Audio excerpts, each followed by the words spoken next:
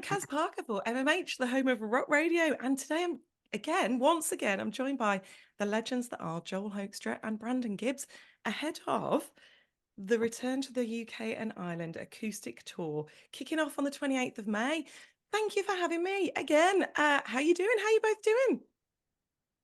Great. Thank you for having us. Oh, thanks. It goes the other way around. Always a pleasure.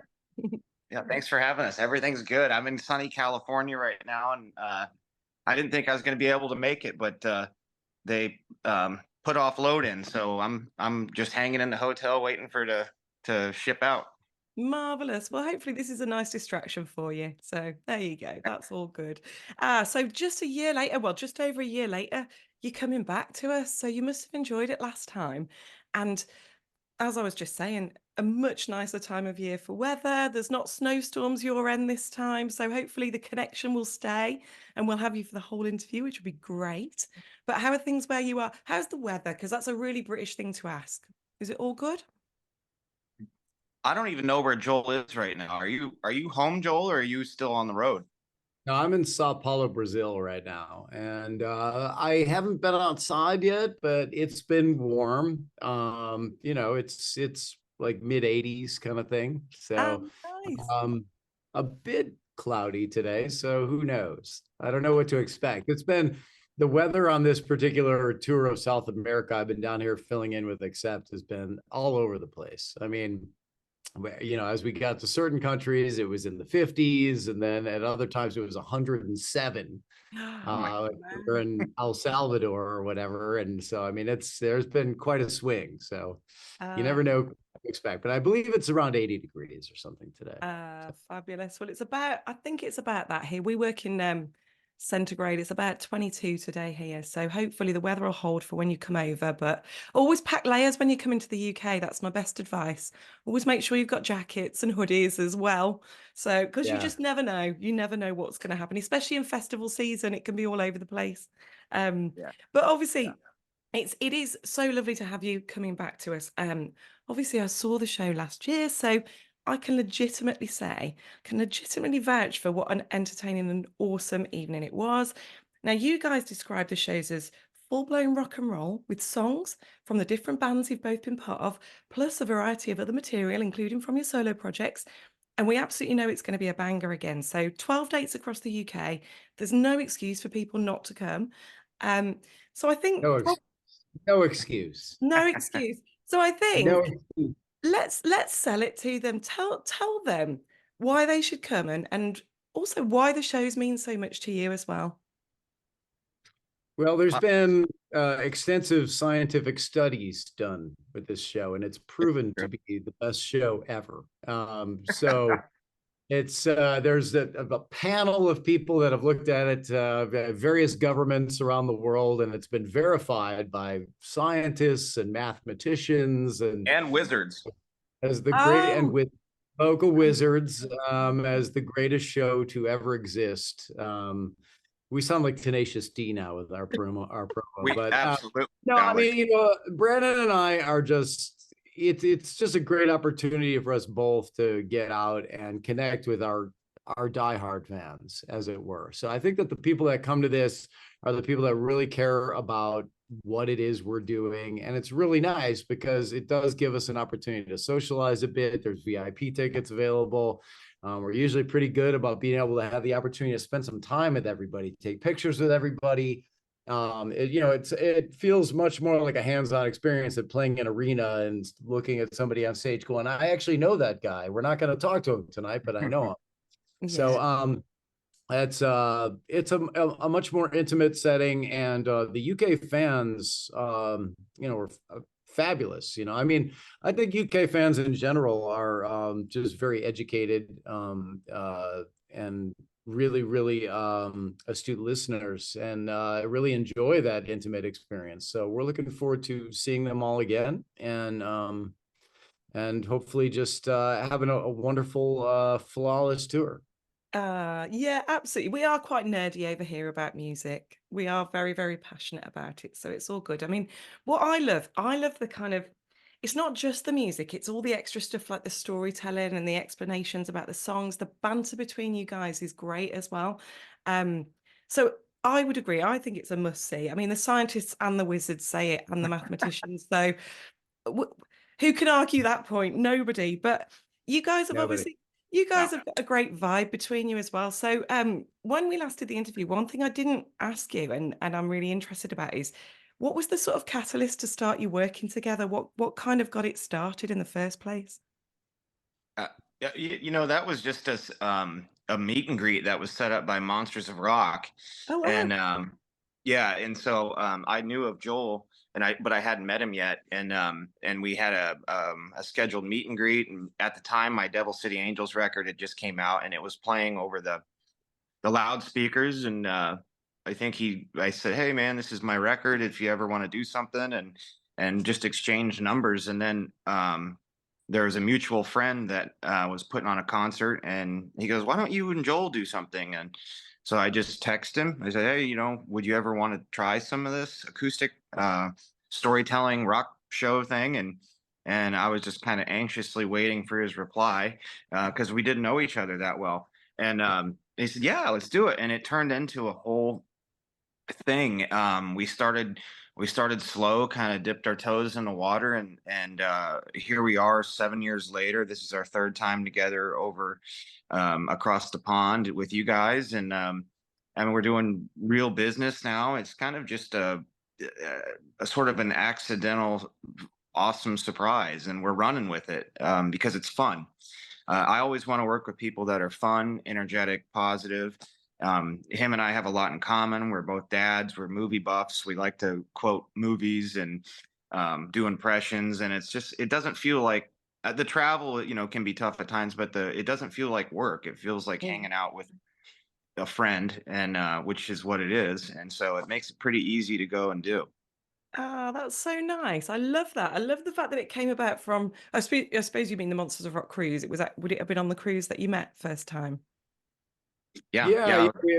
we met at that meet and greet, and yeah, I mean at the time, like Brandon said, I mean we just tried a show here and there, and then it just built into a thing where people were like, hey, these are actually really cool to go to.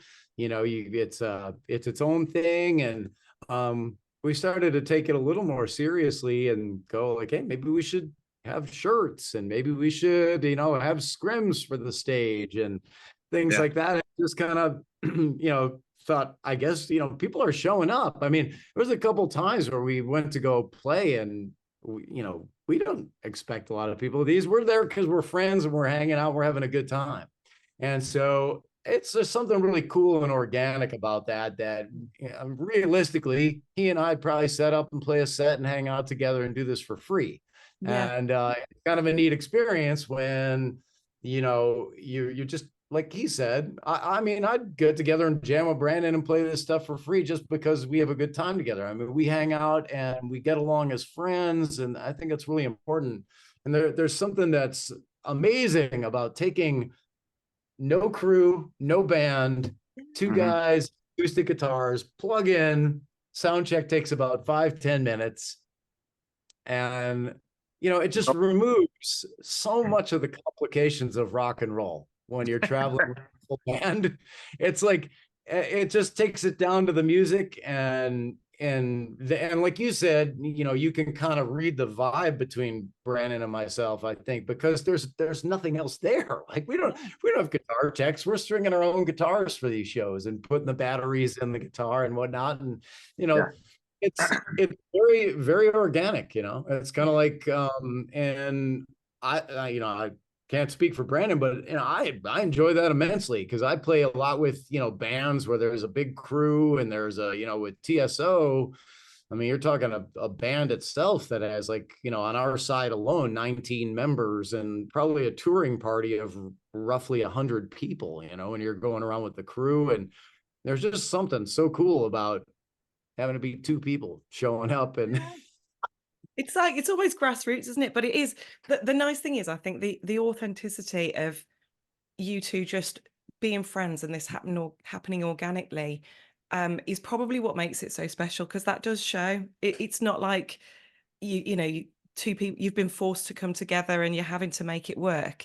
It's happened organically. And I love that. I like the fact that you say, like, we just do this for fun.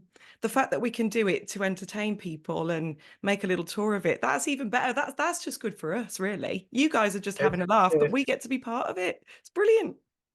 It's been an amazing surprise, you know, and I like to say, you know, life is full of those. The music business in particular, there's been all these things that if you just kind of remain open-minded and then kind of gravitate towards positive people who work hard and have a good attitude, you know, that's always been my thing. Like just finding people who are positive people that have talent, that are, you know, that enjoy working hard, and then suddenly things just kind of they just happen. You end up doing things that you don't expect, you know. Yeah. And certainly the you know, the UK thing is special for us because we never really anticipated doing this much beyond like either kind of near my place or near his place, kind of doing some US shows here and there. And to go international for us is shocking.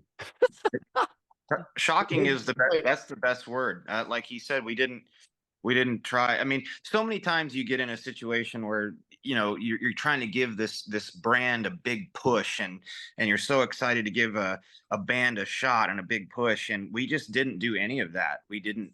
There was no expectations, and then and we owe it all to you guys. I mean, you just kept showing up, so then we're like, well, hey, we got to take this a little more serious, but at the same time, we don't take ourselves very serious on stage, and it's just kind of it kind of turned into a pretty cool chemistry, just having a good time, good people. And thank you guys. I mean, we didn't a third time overseas. I mean, that was never in the plans ever. Yeah. So we owe you guys. Thank you. Ah, that's all right. I mean, well, you know, speaking for myself, once again, I don't know how Brandon felt about it, but when we came to the UK last time, I thought, well, I mean, there's no Whitesnake on the marquee. There's no Transiberian Orchestra on the marquee. And I'm used to that, where of course people are going to be there.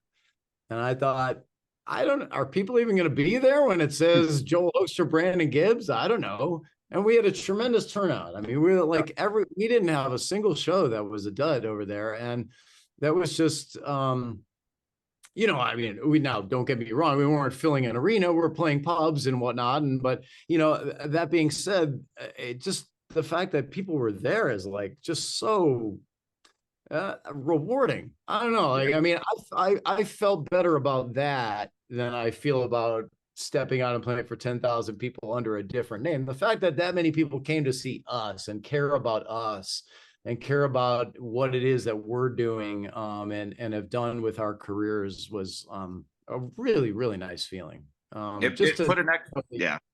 That we have just people that really, really do care about us. I mean, we really do have some diehard fans that just support us through thick and thin, that look forward to something like that. And it's just, I don't know, it feels great. Yeah. When I got home from the last UK run after hanging with everybody, it felt like it didn't feel like work. I felt rewarded. I felt like I just hung out with a bunch of friends, and that's how you guys made us feel. And so, like he said, there wasn't a dud, and everybody. I mean, we stayed at the end of the shows and would shake hands and hang out and hug, and it was just like, wow. I mean, honestly, it was just a bunch of love. It was really, really cool. It was very, very rewarding, like he said, for just the two of us to have fans like you guys and bringing us back. That's pretty cool. Yeah, well, we are glad to have you back. And like you say, I think the warmth and the vibe and everything, people will be coming back again. And when you repeat these things as well, there's kind of that snowball effect, isn't there? Because anybody that's seen us, people like me, post on the socials that didn't go last time will be like, oh, and then next time they will come as well. So hopefully each time you do it, it just grows a little bit more. Because word gets out, doesn't it? And we do things like this to try and get word out a little bit more. So we will, before we sign off, we will do a little run through of where you're playing, just to make sure that people know, so that they can go and book their tickets. But I'll leave that till the end, so it's the thing they do when they've finished watching. We'll keep them watching first. No, it's really good. So sorry, you're going to be supported by Joey Witt as well. So you're bringing him over with you as well. I don't know much about him, so tell me a little bit more about him and what he's going to bring to the party as well. You know, Joey seems like a very, very nice guy. I actually met him at the first show at Bannerman's. I went out the night before with our photographer, Janelle, and just hung out. And he had just finished a show. I know that he played some pro baseball. Joel's a huge baseball fan. I'm a sports fan as well. So I think we're going to have a lot in common. And I've been listening to some of his music. He seems very genuine and kind of grassroots. I think he's got a pretty big heart from what I've heard in his music.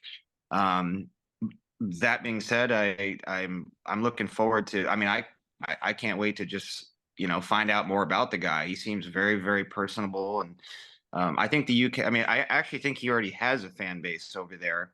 So we're gonna meet some of his fans. He's gonna meet some of ours, and we're gonna travel in an RV Hey. and get to know each other. Nice. That's not bad, traveling in an RV. Be lovely. Hey, It's you'd be gotta be close surprised. though. You'll have to get on well. So- Well, Oh like yeah, we're- Partridge Family vibe, we're probably gonna. You're probably too young to know the Partridge Family, Caz, or is that even a UK thing? The Uh, Partridge Family.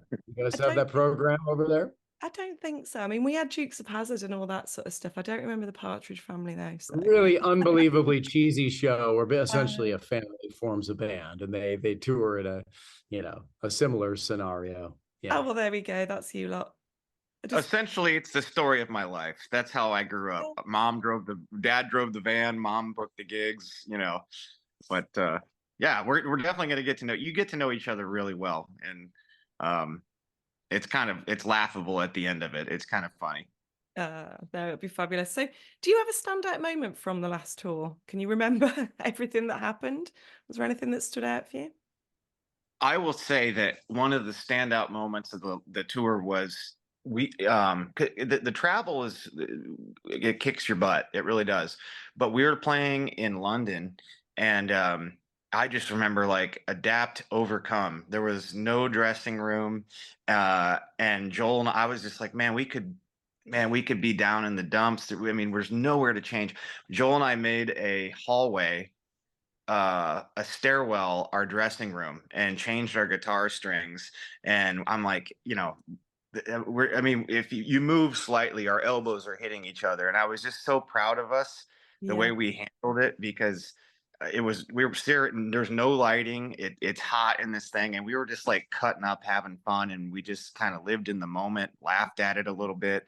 That was a standout moment. I don't know if you remember that, Joel. We just kind of Yeah, said I remember the gig. I mean, I'd say the thing for me is just the fact that we did so many shows in such a short amount of time. I believe it was like 12 shows in 13 days. We gave, poor Yeah. Brandon one day to rest his voice. But I think, the thing that was amazing to me was that there was not one dud. Like we didn't have one show where we showed up and, oh, there's only 10 people here or something like that. I kind of anticipated that. I anticipated a lot of that, quite frankly. Well, No. how the hell are that many people going to know who we are in all these different vicinities of the UK? And I think to show up at each and every show and have a good crowd and have the support that we had. And like I said, there's, especially being a part of Whitesnake, I have a pretty keen understanding of the UK fan base. And I know you said nerdy, but I'd like to think that the UK fan base is very educated, and I would say finicky sounds negative. That's not the right term, but more discerning about who they support. Yeah. They don't just support like anybody, like, so they tend to I that means something when you have the support of the UK fan base, because they're an educated fan base. So I think just knowing what I know about the UK and what their fans are like, especially from being a part of Whitesnake, it was particularly rewarding to know that people turned up at each one. So thank you guys, and we do hope to see you all again, and maybe even some new faces, like you said. Well, we will take all the compliments you can give us. We love this. I'm speaking on behalf Yeah. of the UK fan There you base. So I feel like I can legitimately do that. So Joel, did you manage to get any walkabout time? Because I know you said you quite like just experiencing the culture when you're somewhere, just having a little walk around and taking it in. Did you get to do that? I did a bit. Yeah. I mean, that's in general, that's the way I roll wherever I tend to be on tour. I kind of just walk about aimlessly in the general vicinity, hoping and praying that I don't get mugged or, abducted or decapitated, like especially down here in South America.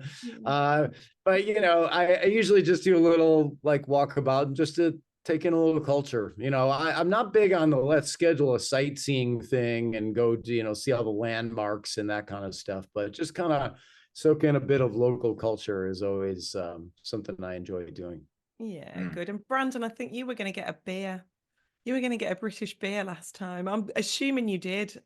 I did. Actually, one of my goals was to have a Guinness in Dublin, and I accomplished that, and it was awesome because it was a pub. There was no air conditioning, and it was just like, man, I'm just, I don't know. I thought it was really cool. I was actually in search for Conor McGregor. I was going to try and put him in a headlock and see if I could find him, but he wasn't there, so it didn't work out. And he would have beat me up anyways. So. Well, I'm glad you got a Guinness, an authentic Guinness in Ireland, because that is the best Guinness you'll ever have, better than over here. And like you say, you don't get many places with aircon, I'm afraid, over here. We're not great at it. So when it's hot indoors and outdoors. But we don't get that much of it easy, so we just put up with it. But well, that's really good. So anything you're particularly looking forward to, or is it just, again, I know we've talked about you looking forward to seeing the fans. Is there anything specific? I don't know, like a nice meal or a particular venue that you're looking forward to when you come back? I just got to say, you guys' coffee is bar none the best. Yay! So the mornings are going to get kicked off just right with awesome coffee, and I don't know, just kind of live in the moment. I mean, each day is a new surprise, a new adventure. I walk around usually a couple hours before the show. I like to shop and find different. I like clothing and fashion and stuff like that. And you guys are very fashionable, so I'd like to walk around and go to stores. I'm looking forward to that. I He's take a going to lot of. show up just like Austin Powers, I think, at one of the shows. This is what's going to happen eventually, right? Shag me. Oh, that would be brilliant. I'll bring my camera. I hope it happens at Cannock. That's the one I'm coming to Cannock and London. So there you go.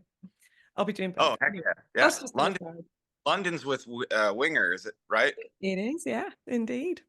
Okay, it'll be good to see them. That they're Kip and the guys, they're family. They're great people. Yeah, exactly that. I mean, they're good friends as well. And it's the only UK date they're doing, so it's going to be, if it's not already, that'll be a sellout. So it'll be good.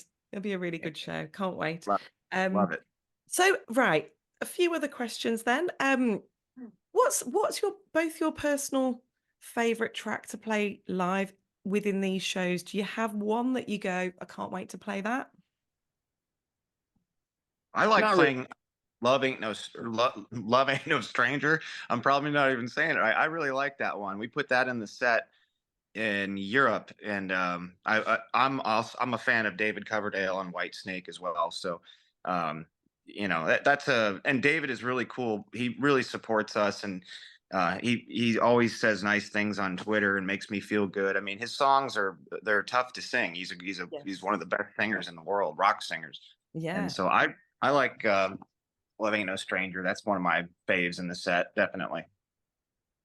Joel, am I asking you to choose between your for me, children? I kind of refrain from the favorites thing because for me, the happiness in it kind of comes down to the execution of it in a lot of ways. I hate to say it sounds very calculated, but that's like the truth, because if I play a crap gig, if I played like 4 or 5 clunker chords or something like that, or the audio wasn't right, I have a technical issue or something, that's always the stuff that just kind of like makes or breaks the gig for me. So I always like to say, you can have your favorite song and play it well, but if the next one you play like crap and you make a couple mistakes, or you don't play your best, or it kind of ruins the gig for me in a lot of ways. So yeah. I just like to think it always comes down to that. It's so as much as we're having fun, there is a job element to it where you want to like put your best foot forward for people and play your best and everything. So that's always my answer with the favorites thing. It's just kind of, it's all important, you know, like every song's got to be played well. So. It has. I wondered whether sometimes there's something that particularly gets you in the heart. I saw some footage of you playing Something to Believe In for John Murray after he'd had his new heart and everything. And I was like, see, for me, that's one of my favorite songs of all time. And it was certainly, it's been captured by loads of people and it's on, you know, on the socials and stuff. And I was like, actually, for me, that one's going to mean quite a lot if you're going to include that in the set. So. Yeah, that song means a lot. I'm actually I'm meeting up with Ricky Rocket here. We have a show today in Santa Monica. I don't, he might know, but I mean, that song hits home for a lot of people. You know, patriotic. I mean, John is a Marine. He's a dear friend. He's a brother. Now, I'll be honest, that song got hard to sing because John, he literally passed away. I mean, he fell into the hospital and was, his heart stopped. And just to have him sitting, if you watch the video, have him sitting on the riser, he's smiling, he's cheesing, he's kicking his feet, and that man wasn't supposed to be here. And so that was definitely a memorable night, and the perfect song for his situation. Yeah, no, incredible. Because I mean, he was because obviously I know him from the cruises as well, and we always had this standing joke that because when you do the photo experiences, he's always having to hold my purse while I'm having the photo. So whenever I used to see him around the ship, I just go, "Can you just hold my purse again?" And he'd take it and hold it. So we had this lovely little vibe. But yeah, it was definitely a very poignant moment watching all of that back. But yeah, so as you alluded to, you are super busy. You've got Ricky's Rocket Mafia, that's today, isn't it? Obviously, except for you, you've just done what, 10 dates, or is this the 10th date, Joel? This is the 11th. So yeah, this 11th, is the final go of the Latin America run, because technically Latin America, because we played Mexico as well, not just South America. So, and El Salvador, I don't think falls under the category of South America. I think it's Central America.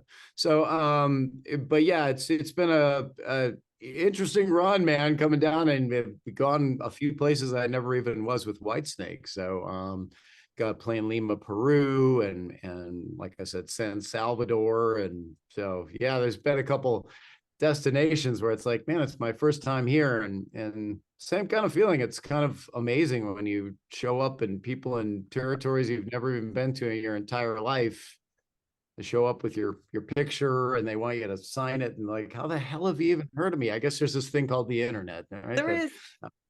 It's amazing how it's shrunk the world, and you can go to places you've never even been, and people have, you know, I suppose been familiar with what it is you've been doing. So it's been really cool. It's, you know, these guys they're a great band, and you know, it's a very interesting band to join temporarily, because, you know, there's all kinds of stage movements with the guitars and things like that. It's not just playing the material, it's like kind of, you know, falling in line and moving like a machine. It's like Judas Priest, the guitar movements, you know, happen together simultaneously. And so you know, that's been an interesting learning curve for me. I kind of had to do that on the fly. There's no way to rehearse that at home when you're just working on the music. So it's kind of like gig by gig. And but it's been a lot of fun to get that together. All the guys are great players and great people. And you know, there's no I've been saying a curse word, but I said it's really nice. There's no, I'll just say, a-holes out here. There's no a-holes. Everybody's very nice. Everybody's a very nice person. And I think the thing that's been the coolest for me is that, you know, every band has got their diehard fan base, and they don't always like seeing somebody hop in, you know, like filling in, so to speak. And it's really been like fantastic. Like all the guys in the band have been great to me, and all the fans. I haven't had anybody, which is kind of stunning, actually, like complain about my presence here. You know, I kind of anticipated a bit more of that, and I think maybe people thought, I don't know, you know, they see you with other bands, they see you with Whitesnake, where there's lots of guitar solos, and David likes you to, you know, perform a certain way, real flamboyantly, and maybe they thought I wouldn't be doing all the accept moves and playing it down the way they play their show, but that's what I've done down here. And so it's been really cool to be accepted, pun intended, by their fans and by the band, and just make a lot of again, new friends, you know, within this, certainly a cool bond. But like, they're fans, they got heavy, they're a little bit more of a like a straight ahead heavy metal band than I've ever been a part of. You know, Whitesnake is kind of known for, I suppose, maybe more the hair band thing. I hate that term, but you know, that's more the category that they fall under, where you know, Wolf Hoffman has a good, accurate description, I think, of Accept, where they're kind of a combination of Judas Priest, Deep Purple, and AC/DC. It's kind of like if, you know, you mash the three of them together, that's stylistically really what this band is like. And so probably the heaviest thing that I've been a part of, aside from when I was younger and sang in a thrash band where I didn't play guitar, that was probably the heaviest thing I've been a part of. But in terms of profession, that wasn't professional. That was like, you know, still when I was local music. So professionally, kind of cool to play in like the heaviest band you've ever been. There's like no ballads in the set right now. No. Like every single song is like a heavy metal song, you know. It's kind of a cool feeling. So with all of that going on, is there anything left on the bucket list, do we think, for either of you? Because you've both done so much, it's unbelievable. Anything that you'd still really love to do? Any band that you would love to play with? Maybe we can advertise it here, get you the gig. Yeah. That's a good question. I don't know. I still have. I'm a little bit younger than Joel. He's experienced quite a few more things than I have. So, yeah. I mean, I don't know. I'm just I'm blessed to even be, you know, 39 years old, still doing this. I started when I was like 13 years old. So, I guess just the fact that when I go to the grocery store and pay for groceries, knowing that I did it, I paid for those groceries by, you know, my dream, you know, which was to play guitar and write music. That alone is a bucket list. You know, I hang out with a lot of people in Iowa with different jobs and blue collar hard workers, and it just being able to share my dream and with them. And I mean, anything else would be a bonus. It's just, I'm like, coming to you guys for a third time is a bonus. It just seems if you work hard, it seems to kind of just get better and better. I mean, you'll have your hard times, but every day is like kind of like opening a little Christmas present, you know? Yeah. That's really nice. Oh yeah, I mean, you know, my thing is like, it's just based on a very practical, like workman-like approach of like every day, like don't take days off and just work hard at everything it is you do. And then life ends up sometimes taking you to places where you wouldn't have thought. You know, my best examples are like the Cher gig. You know, there's no way when I was 11 years old learning Black Sabbath songs on guitar, I was thinking someday I'm going to play with Cher, you know? And, but yet, as it turns out, when that happens, when you're older, you realize like, well, that was incredible. That was so much fun. Like, what a cool opportunity to play with an icon and have that opportunity. And Rock of Ages is a lot like that for me. I mean, you know, like I was never sitting there learning the heavy metal songs as a kid going, someday I'm going to make it to Broadway, you know, but you know, to tell you the truth, I mean, that gig really changed my life. I mean, that was 6 years, over 6 years that we ran on Broadway, and I could sub out to be able to maintain all my touring at that time with Night Ranger and Transiberian Orchestra. So that period really took me from kind of pseudo struggling musician to somebody who was doing quite well, and more people knew who I was through having that Broadway gig and playing 8 shows a week. So even when I wasn't touring, I always had a gig. I mean, those 6 years, I played more gigs than there were days in the year. I'd total up gigs and I'd be like, well, I've played, you know, 400 gigs this year or something like that. It was insane, you know, for like 6 years. So, I like to think if I just keep kind of like working hard at everything I do and and throw myself at it to put my best foot forward, then sometimes you end up doing things you don't expect. And I think that's a good lesson for younger musicians too. I think sometimes they're too specific, you know. I want to be in this band. Yeah. And it's like, well, you can't set your sights so narrow, you know. Yeah. You gotta be open-minded. I've done, you know, played in hip-hop bands and acid jazz bands and done all kinds of stuff. I mean, a lot of people that don't really know my background don't understand all the insane steps I took to get to be where I kind of came full circle. Like I was in the Turtles playing Happy Together. I was the bass player in the Turtles for Wow. 2 years. Oh, wow. You know, and just all kinds of stuff that people just wouldn't expect. But I had a blast with those guys, and I learned a lot from those guys in terms of professionalism and how to make yourself valuable beyond like falling back on, look, I can play fast on guitar, you know. So it's there's all kinds of lessons to be learned and all kinds of fun experiences to be had. So I just continue to work hard and put my best foot forward, and all of a sudden, hopefully, you know, life will take you where you're meant to be. It will, and that's the thing. Like I think you said before, work hard, do what you enjoy, give it everything you've got, and these things sort of all work out, don't they? So I'm just conscious of your time. So what I'm going to do is say a big thank you to you both for your time, because I love catching up with you. It's great. So thank you to everybody out there who's listening as well. So just as a bit of a recap, the Hoekstra Gibbs tour is coming. It starts on the 28th of May, runs till the 9th of June.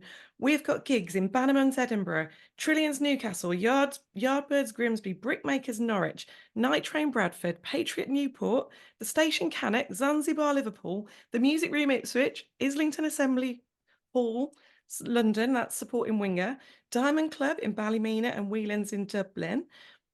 So basically, there's no excuse. There's so many gigs. What we want people to do is go and check the socials, find the links, buy the ticket, and come and see you, because if they don't, they'll be missing out and they'll be sorry. So if you could ask one thing of your fans right now, what would it be? Come to the Come shows, have fun. Come hang out with us. Exactly Yeah. that. Let's Yeah. do it. Well, listen, thank you so much. I really, really enjoyed this. So I hope everybody else did as well. Thank you for your time, and we will see you at a show. Yay! Thank you so much, Caz. Appreciate it very much. You're very Thank you for welcome. having us today. Appreciate it. You're very welcome. I can't wait to see you.